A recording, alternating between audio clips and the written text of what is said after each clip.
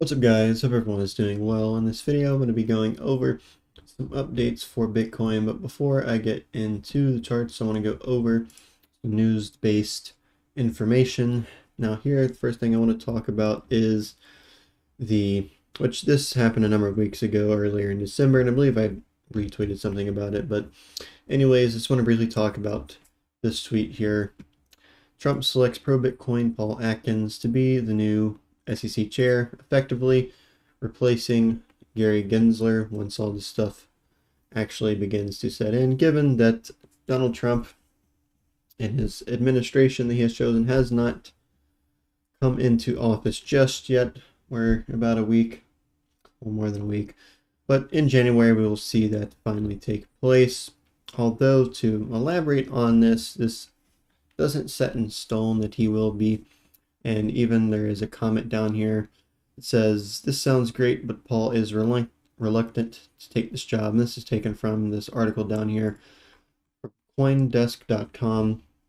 But regardless, just in general, getting rid of Gary Gensler is going to be an absolutely phenomenal thing for Bitcoin and the broader cryptocurrency space. But whether or not we see Paul Atkins a pro Bitcoin, I assume a pro in terms of the broader sense cryptocurrency individual, I don't think it ultimately matters. In the bigger picture, clearly Donald Trump, as opposed to what some remarks he's made a number of years ago, wasn't necessarily coming off as the most friendly to Bitcoin or cryptocurrency in general. But obviously, recently, during this most recent and prior campaign, he was becoming very pro-Bitcoin and pro-cryptocurrency, and choosing a lot of people that are associated with his team, such as the DOGE, the Department of Government Efficiency, and that program associated with Elon Musk, Vivek Ramaswamy, both of them being pro-Bitcoin, pro-cryptocurrency in general individuals. Just in general, surrounding himself with a lot of people that are knowledgeable, that are friendly with Bitcoin and cryptocurrency in general. Although, me personally, I don't particularly think Donald Trump is that savvy when it comes to blockchain solutions and cryptocurrencies, which we'll get to here in a moment. We'll have somebody else kind of elaborate on that. The second point here is from Bitcoin.com news. Trump names pro-Bitcoin Stephen Moran to lead the Council of Economic Advisors here. Moran is a vocal advocate for crypto innovation. Bitcoiners hope this means fewer regulatory crackdowns. Asking a question, could this signal a crypto-friendly shift in U.S. policy? To answer that question myself, I'd say more likely than not, yes. Really kind of piggybacking off of the Paul Atkins potential replacement of the SEC chair and Gary Gensler.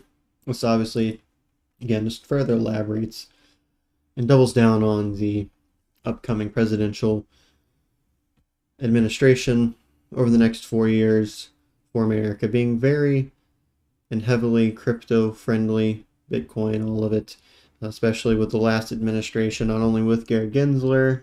I mean, you think about Elizabeth Warren, and had Kamala Harris won, as I spoke about in videos that I made closer towards the election, and her potential and what she would have proposed capital gains tax, and seeing rates so high that they hadn't been seen since roughly the 70s, even going as far to propose a unrealized tax, which is just absolutely absurd and total asinine, if you ask me, as I think capital gains tax is one of the, if not the most, just absurd forms of taxation. But when it comes to this question that was asked, could this signal a crypto-friendly shift in U.S. policy? As I said, I think more likely than not, but again, I mean, this all could really just be, I mean, because obviously everything a politician, even the people surrounding him, his administration, they say it needs to be taken with a grain of salt. It doesn't mean anything until what they are actually saying, what they are proposing, what they are saying that they want to get put into place and implemented legislation-wise, so on and so forth. It doesn't mean anything until it actually happens. And only time will tell. Obviously, 2025 is going to be a big year, the first year that we see Donald Trump take over the presidency for his second time. And really, as I said, I mean, next year is going to be really big in terms of getting a lot of this crypto regulation, this legislation, and a lot of this pro-Bitcoin, pro-cryptocurrency sentiment that he has been pushing, actually actively proposing a lot of what he's been saying. Whether or not, the proposals get actually effectuated and passed and put into place is another question. But as long as the candidate that has made certain remarks and quote-unquote promises is at least attempting to propose what he's saying, that's really all that matters. As said, getting approved and implemented is a whole nother question and a whole nother context that needs to be attacked afterwards. But moving into here at this point, we can see here from Sean at O'Rugal breaking. Famous hedge fund manager confirms that President Trump is buying HBAR and XRP. This intensifies the earlier testimony by someone close to Trump and his transition team regarding Trump planning a national reserve of made in America cryptocurrencies under the American Digital Commodity Act.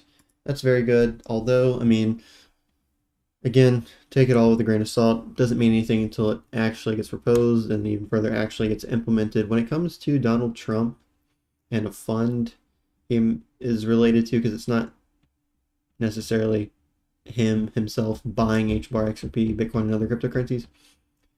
I've seen this floating around many different sources of information and news recently. I don't know how credible it actually is. There is this video here that I'm going to play and segue into something relevant to this.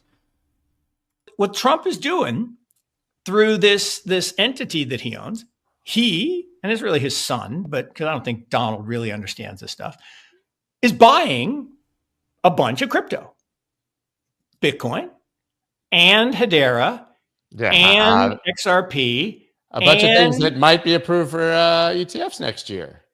Shocking how that works. What Trump is doing. So as he said, Mark W. Yusko, he is really kind of where this starts to gain some sort of potential credibility. Perhaps there actually is some funds or some other entities that are directly related to Donald Trump buying HBAR, XRP, Bitcoin, and maybe even other cryptocurrencies.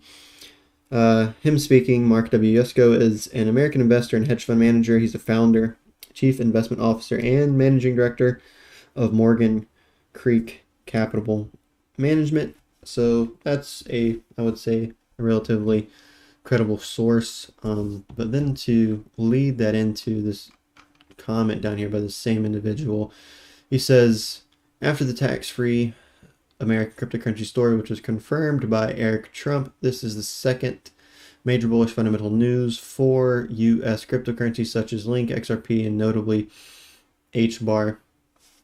So this then brings back into the conversation here about as it said, the tax-free American cryptocurrency, which I spoke about a number of videos ago, where there was some information floating around about how Donald Trump will be proposing, whether or not he directly said it, or if there was something that could be taken as an implicit remark regarding it, but that he would be proposing a tax-free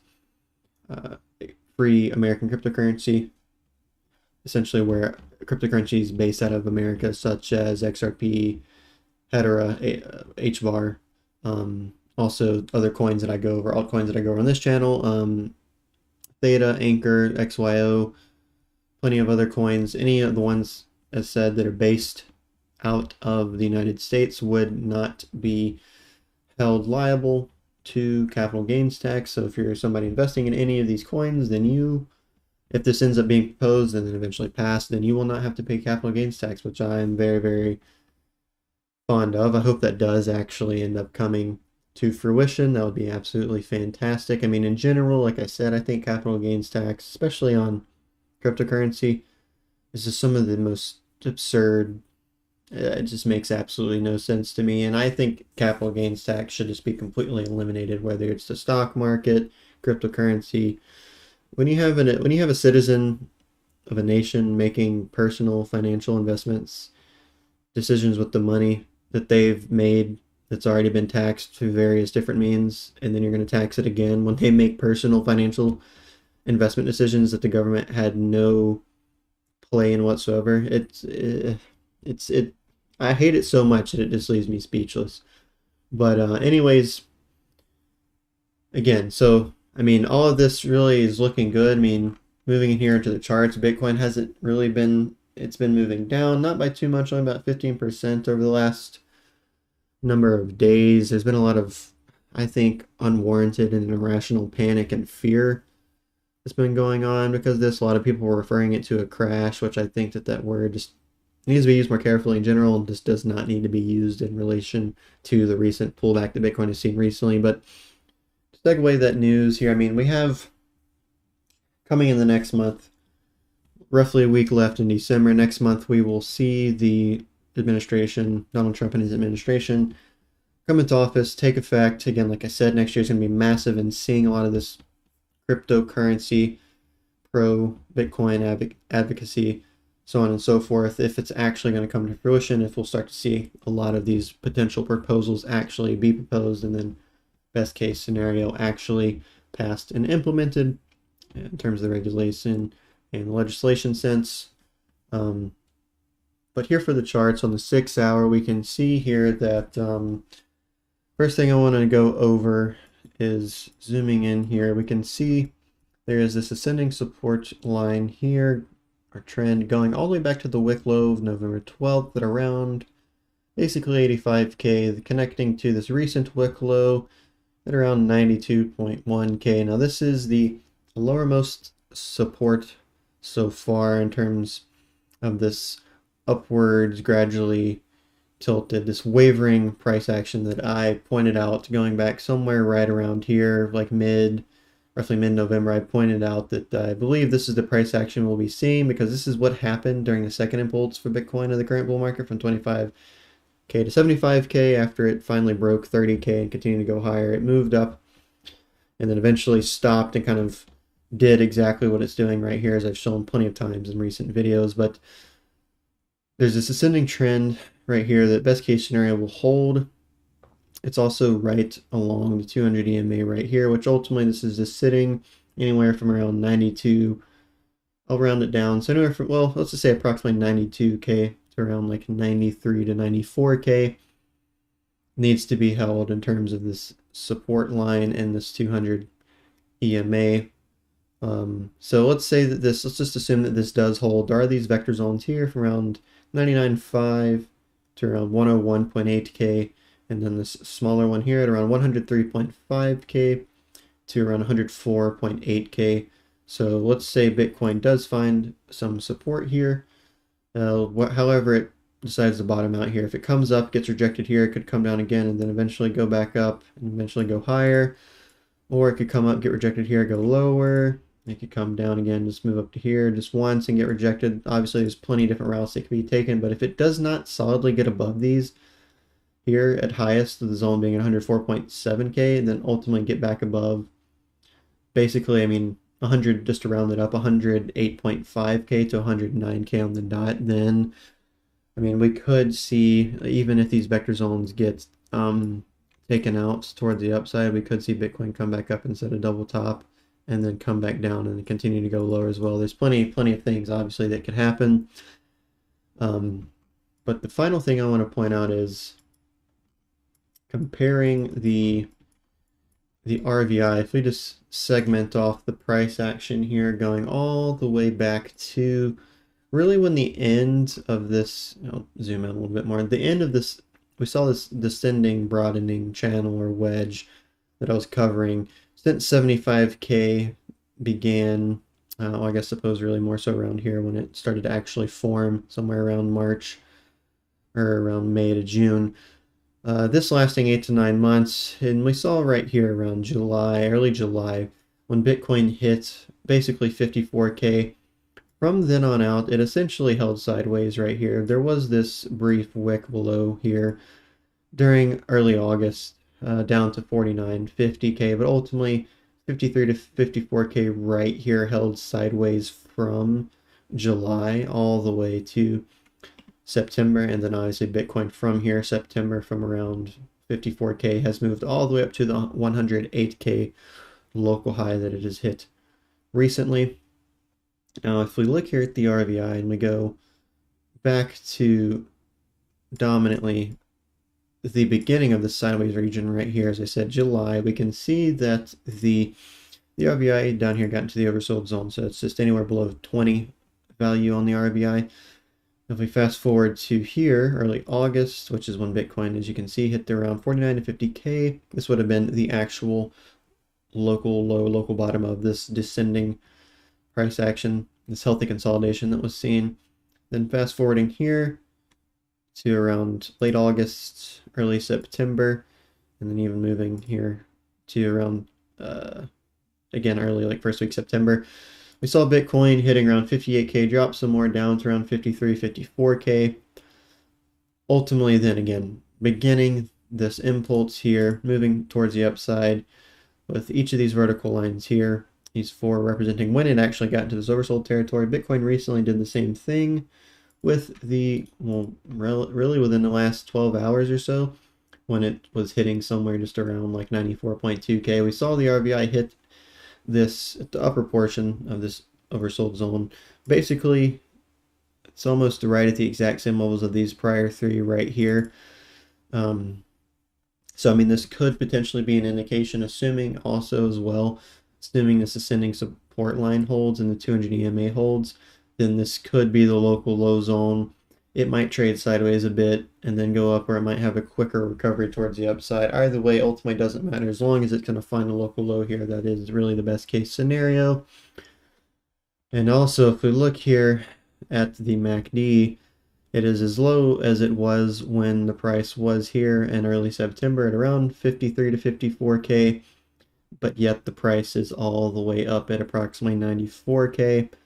So we're seeing a $40,000 price difference, yet the MACD has reset itself all the way back to the same level when that at the lower bound at $54,000 of this price difference. So again, that could also be another good indicator as well. If we look here at the RSI, it's more oversold than when the price was breaking out of the descending channel at around 68K. It's basically as oversold as it was back here from around October. Early October to mid-October, when the price was making this double bottom right here along 800 EMA at basically 60K. And it's basically roughly just as oversold as it was when it was beginning its impulse in early September at around 54K. So there's plenty of reasons of looking at these indicators that, I mean, it's quite oversold. The MACD is quite low, I mean, but yet the price is still so high. I mean, the 200 EMA is here. There's this ascending support, the lowermost ascending support that has not broken yet, although it still could. But I mean, all things considered, I think it looks relatively good, but as I've been saying, there's still definitely room for it to go far lower. I really want to use that to, for this 12-hour chart. So if we look here, looking at this descending yellow zone, where we saw Bitcoin break out here when it was finding support along the what was resistance of the descending broadening channel or wedge in early November here. We saw at 68K, it moved all the way up here, first towards around 90, 91K, then began this wavering upwards price action. But we saw this ultimately moved up, found rejection at around 99K, moved down, found rejection around 97.5, moved down, moved above that what was a resistance or rejection zone, upwards towards 103.5K, came back down, found support, moved up to the recent local high of around 108K, then has come back down once more and is sitting right here, potentially forming a double bottom, although what it looks like currently doesn't really give me double bottom vibes, but generally just potentially finding some support, as obviously this ascending support here has been broken on the 12-hour. There's next going to be this descending zone here that could act as support and a bounce back above again. There's these vector zones here from basically 101K all the way up to 106K that need to be broken, or else they'll act as resistance and rejection. Let's say it continues to move lower down to this purple zone here, which is from around 87.6 to around 91.2. This is kind of the best worst case scenario for me right now. In order for this upwards wavering structure to be held very similar, again, this is going to be me comparing it to this way the price formed after it broke out last time around, breaking above 31, 32K, moved up to around 35, 34K, wavered upwards. As you can see, moved upwards, eventually had the second impulse here, and it's insanely similar to what we've seen recently outside of this recent drop. This has been the only deviation so far, and right now it's still not such an intense deviation that it breaks the structure that I'm comparing it to, and that I have been saying it would look similar to since Redbound back here in mid-November.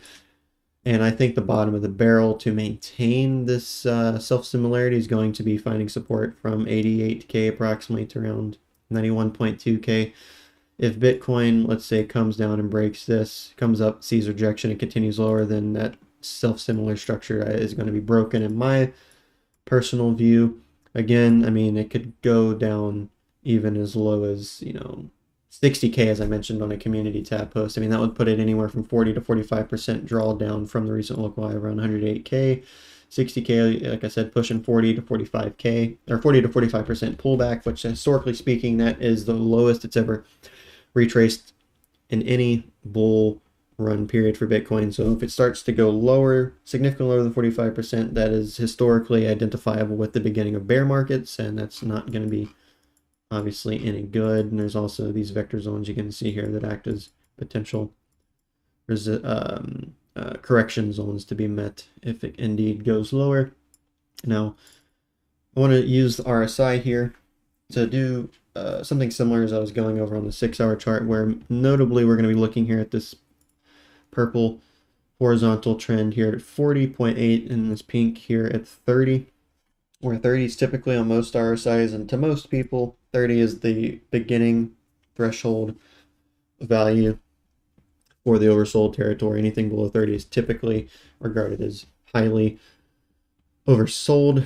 Now the first area, like I said, is going to be at 40, where we can see our first one here using each of these turquoise vertical lines. Recently Bitcoin hit this with the move down to roughly 92K. Down here is comparable to October, early to mid-October back here when Bitcoin was at around 60K, and then from here moved from 60K all the way up to the current 108K to go all the way to here again. So we're going to see basically early October to mid-October 2023 as opposed to 2024 here as I went over. We can see that Bitcoin was at around 26 to 27K. It eventually moved all the way up to the 75K peak. And if we look here at, let's see, February 10th, 2023, Bitcoin was at 21.6K. Here moved up to roughly 25K, then had to move down to around 19.8K, but ultimately it was going up towards 30, 31, 32K. Before that was going all the way back basically to the beginning of the current bull run, and mid to late December 2022. Bitcoin was here around 16.5 to 17K. Ultimately, this was essentially the beginning of this entire first impulse here for Bitcoin. And outside of that, we also are going to be seeing the pink vertical lines here, and this is going to again be compared to the pink down here at 30 on the RSI. We can see the first instance of this. Let's say Bitcoin comes lower, comes down to around 30 on the RSI, maybe goes a tad bit lower.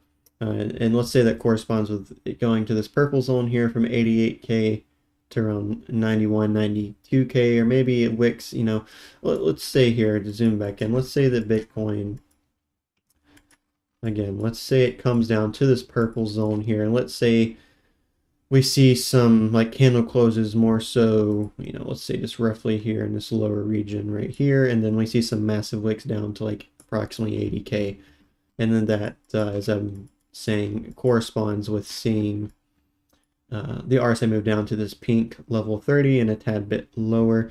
So again, this is going to be comparative to early September 2024, when Bitcoin was finally bottoming out, not at its lowest, but ending this descending structure here at around 52, 53K. Ultimately, then moving all the way up to the 108K local high. Recent, we can go all the way back to May, early May 2024, when Bitcoin was wicking all the way down to around 56.6. And if I draw this out horizontally, we can see this is basically, I mean, once Bitcoin hit around 56.5 in early May of 2024, the local low of this descending broadening channel or wedge here was already known. I mean, like I said, there was this wick low here at around 50 to 49K, but I mean, 53 to 56K basically held sideways from May all the way to September of 2024. Obviously, at this point in time, as you can clearly see, I mean, it continued to not do anything bullish. It was just basically in a borderline kangaroo price action. But ultimately, I mean, like I said, it was holding a zone of horizontal support with the exception of this wick down to 49 to 50K. So, I mean, I would say ultimately, again, that's another good point, or another good instance in Bitcoin's price history to point out if it were to come a little bit lower here on the price and the RSI. If we look at late January of 2024, this lined up with when Bitcoin was at around 40K and then moved from this 40K all the way up to 75K. We look here at, there's a range here from mid-May to June. So mid-May to mid-June, when Bitcoin was ranging relatively sideways from around 26.3 all the way down to around 25.2 during this portion here. As I said, I mean, it was going down a little bit, but it's borderline going sideways. It's like about $1,200 roughly difference, meeting this the pink oversold level of 30, and then eventually moved up to 30, 31, 2K, came back down, but again, it still held a horizontal support at approximately 25K and began this second impulse of the current bull run up towards 75K. So again, this is going to be, this instance here would be very comparable to this instance here, the more recent correction period for the Bitcoin bull run. And so that is really all of the major, I mean, there are these instances, I mean, going back to the very beginning of the bull market, it wicked, or the RSI went below the 30 zone down to around like 20. That happened here as well in March when Bitcoin hit around 19.8K. It went even lower here in August 2023 when Bitcoin was around 26,000. I mean, there's also these instances here leading into, you know, from 58K here from around July all the way to the 49, 50K low of August. So, I mean, given how oversold the price currently is on the RSI, yet we see Bitcoin's at 95K. I mean, even if it goes down, you know, I mean, it doesn't have, as you can see here, there's not much room left for it to go towards the downside until it meets this pink threshold of the oversold territory at 30. It goes a little bit lower. I mean, this could totally correspond with Bitcoin just going down to, you know, here, closing candles and having a major wick down to approximately 80K. And even if we look at the vectors where we see 1, 2, 3, 4, 5, 6, 7, where everything after that's already been recovered. I mean, if it comes down, it would recover. If it comes down, it wicks down to 80K, it would recover, I mean, basically half of those, which that's generally the rule of thumb for the vector candles. So, I mean, that could definitely be a very likely possibility. I mean, I would hope that doesn't happen, you know, just in order to maintain this upwards wavering structure that I pointed out going back to mid-November. But I mean, ultimately, as I've said recently, as long as we don't see Bitcoin substantially go below 45% in terms of a pullback, I will remain bullish, and I don't think there's any reason to believe the bull market is setting in. But really, to kind of just end off this with the weekly chart, I said recently in a community tab post mentioning that the weekly candle of the prior one here, December 16th, leading into now,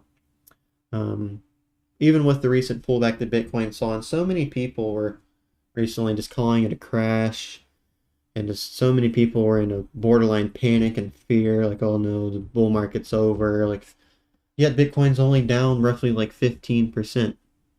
And so far it seems to be finding some support, although it doesn't particularly look the strongest to me. I think there's fairly likely that it might go a little bit lower. Hopefully not too low for the reasons I've already said. But I mean, right now the current weekly candle did open up red. So this is the first red candle, I mean, since October 7th, the week of October 7th, although, I mean, really it wasn't that much of a red candle. So, I mean, really could kind of dial it back all the way to September, early September. I mean, Bitcoin since really, I mean, going all the way back to early August with this wick low has been going all the way up. It's up about 118%. I mean, even in comparison to this instance back here, now I'm comparing it to the second impulse from 25K to 75K.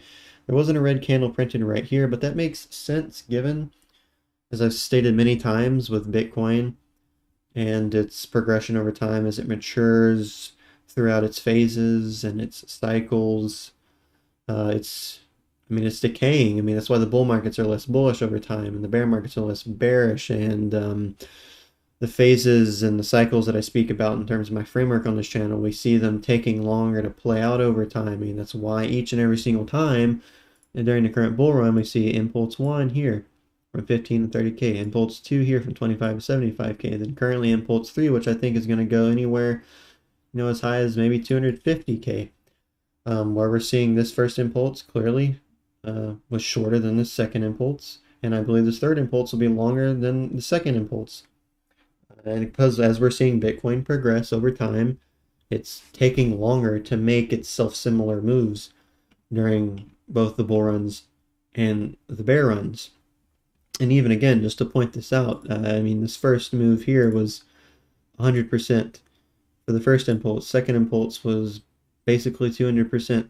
It was sitting specifically at 196%. And this current one, I believe, will be anywhere from 300 to 400%, or 300% is basically at approximately 200K, and pushing 400K is around 250K, where we see 100% here, 200% here. So, I mean, will we just add another 100% to be 300% for this third impulse here?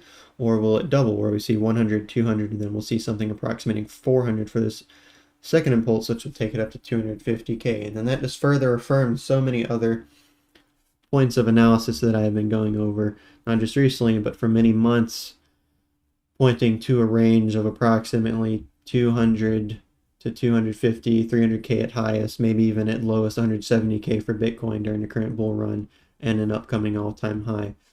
But as I said, that was all that I really wanted to talk about and go over. For the updates in this video, as always, none of this is meant to be financial advice, but all that being said and everything gone over, I hope you all enjoyed, and I hope you all have a wonderful day. Ooh, I'm regretting now.